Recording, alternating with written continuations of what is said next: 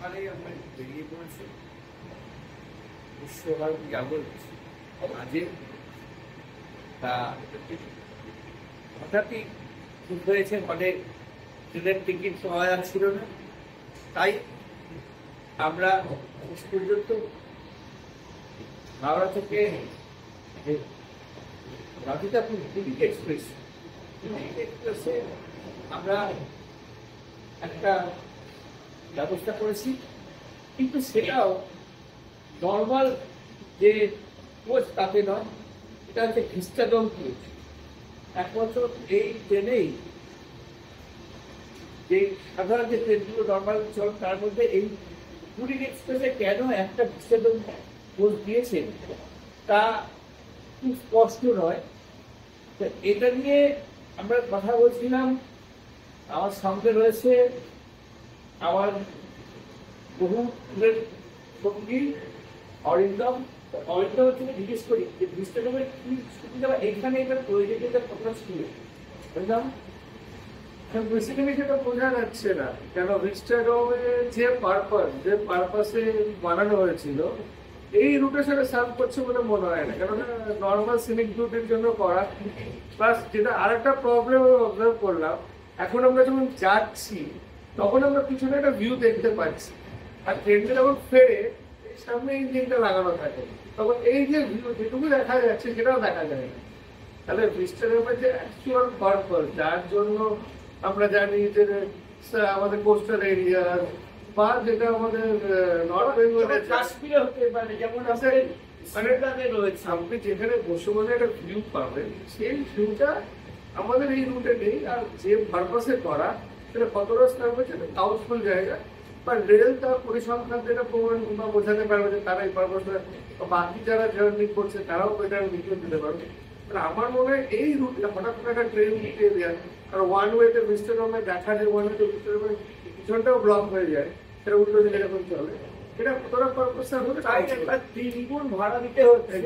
আর ভিস্টাডোমের কি হবে, উপরটাও তো কাজ থাকবে।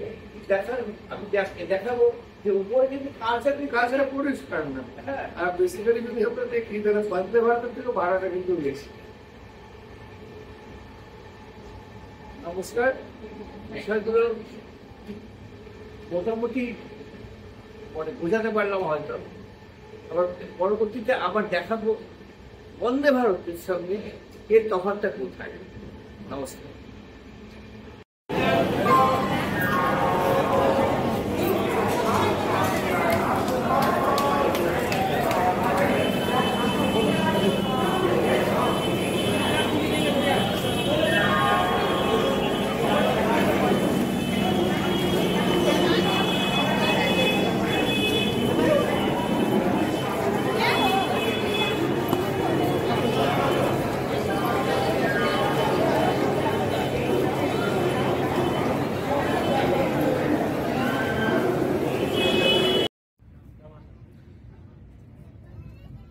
বোলপুরের কাজ সেরে আবার কলকাতায় ফেরা, তবে এবার ফেরা বন্দে ভারতে।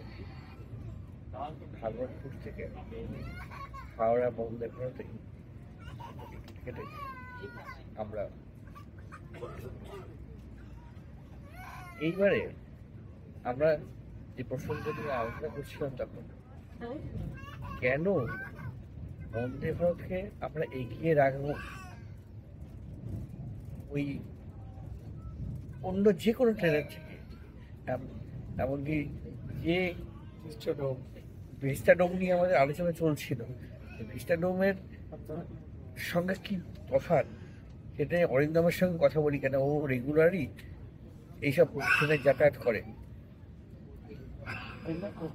বেসিক্যালি যেটা আমরা তখনও আলোচনা করছিলাম, ডিসকাশন করছিলাম যে ভিস্টাডোম যে কোচটা দেওয়া হয়েছে সেটা আউট অফ দ্য ব্লু দেওয়া হয়েছে, এবং তার যে ফেয়ার প্রাইস সেটা হচ্ছে মোটামুটি নর্মাল থেকে 3 গুণ বেশি।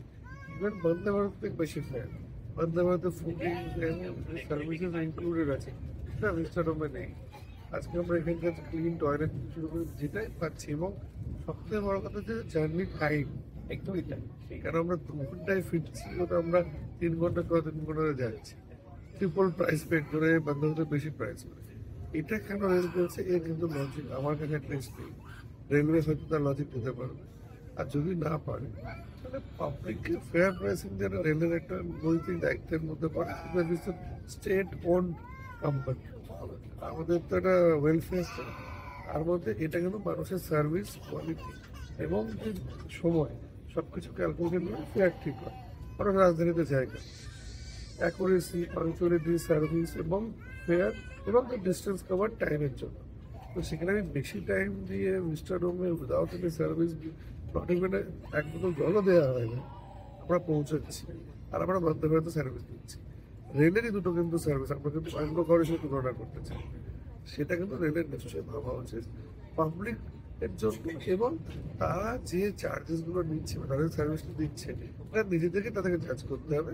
বিকজ আবার যেটা বললাম, গভর্নমেন্ট ইনস্টিটিউশন এবং ওয়েলফেয়ার স্টেটের সার্ভিস যেগুলো তাদের রেসপন্সিবিলিটির মধ্যে পড়ে। একদমই। কারণ পাবলিকের থেকে টাকা নিচ্ছ, পাবলিককে যদি তুমি স্বাচ্ছন্দ্য তার পয়সার বিনিময়ে তুমি কি দিচ্ছ সেটা যদি না বুঝিয়ে দিতে পারো, তাহলে কিন্তু আজ না হয় কাল এটা নিয়ে কিন্তু আরো বড় রকমের প্রশ্ন উঠবে। আবার আরো কোনো আইন আদালতের চক্কর তৈরি হবে, কারণ মানুষ তখন পয়সার কিন্তু হিসেব বুঝে নেবেই। এই জায়গা থেকে দাঁড়িয়েই আমরা এই ভিস্টাডোমের কোচের সঙ্গে আজকে বন্দে ভারত কোচের তুলনা করছি।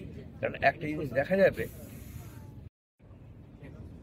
বন্দে ভারত কোচেও কিন্তু একেবারে ভিস্টাডোমের মতোই বড় বড় জানলা, কোথাও কোনো তফাৎ নেই ভিস্টাডোমের বডির সঙ্গে।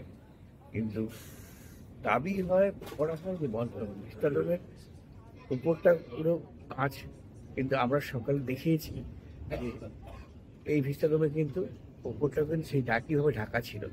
তাহলে ভিস্টাডোম কোচ বলে একটা নির্দিষ্ট কোচকে মার্ক করা হলো, তার যে চেয়ার ঘোরানো যায় সেটা বন্দে ভারতে ঘোরানো যায়, ফলে একটা কোচকে মার্ক করে দিয়ে কিছু টাকা নেওয়াটা জাস্টিফিকেশনটা কিন্তু মনে হয় পাবলিক পাবে না, পাচ্ছে না। সেটা কিন্তু রেলের দেখা উচিত বলে মনে হয়। নমস্কার।